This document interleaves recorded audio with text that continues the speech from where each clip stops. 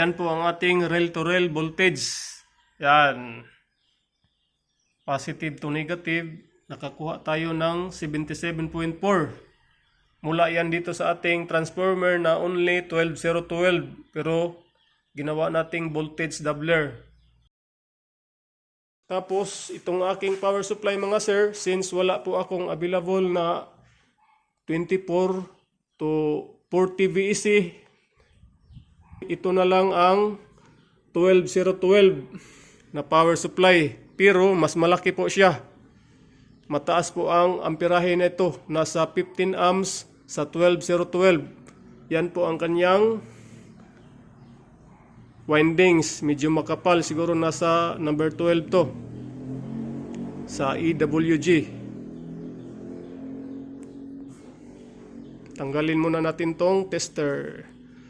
Kung napansin nyo, itong aking power supply mga sir is center tap. Pero hindi ko nilagyan ng connection dito sa center tap. Yan, papunta yan dito sa ating bridge diode. Since ang ating rectifier at filter capacitor is nakadesign sa center tap, meron po siyang siyempre tatlong terminal para sa dual supply at sa center tap. Kung napansin nyo, itong aking wirings dito is dalawa lang po ang ating wirings. Yan, tingnan natin sa loob. Nag-jumper tayo sa bawat dulo to form a voltage doubler para mas tumaas ng kunti ang ating voltahe dito sa output na 24-0-24 BEC. Dahil nasa dulot-dulo po tayo ang ating connection. So, subukan nating mag-voltage check or sukatan natin ng voltahe.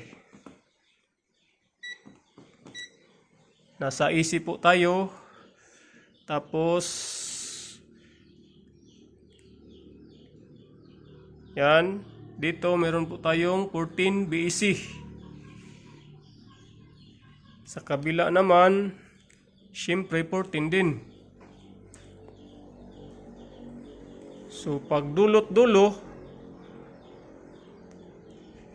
yan 28 volt AC.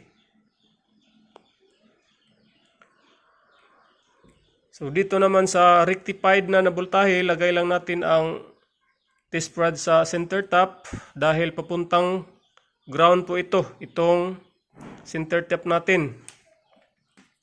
Measure tayo after filter capacitor. Ito po ang kanyang positive rail.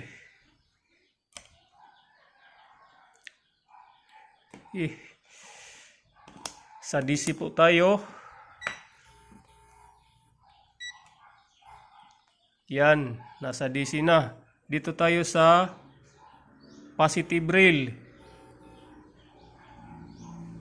Yan, nakakuha po tayo ng 38.7 volt DC. So, naka-negative yan dahil ang positive sa ating tester ay nandito sa ground or center tap. Dito naman tayo sa negative rail. Yan. Almost the same voltage, 38.7. So, pag rail to rail yan, 36.6 times 2, yun na yun ang kanyang rail to rail voltage. So, play tayo ng music.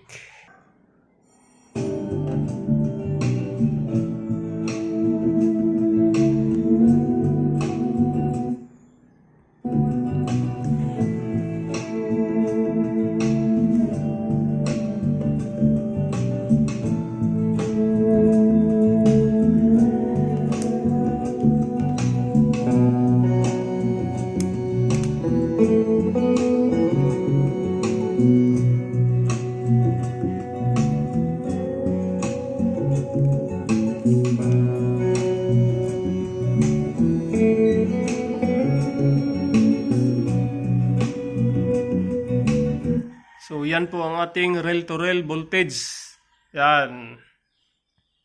Positive to negative. Nakakuha tayo ng 77.4.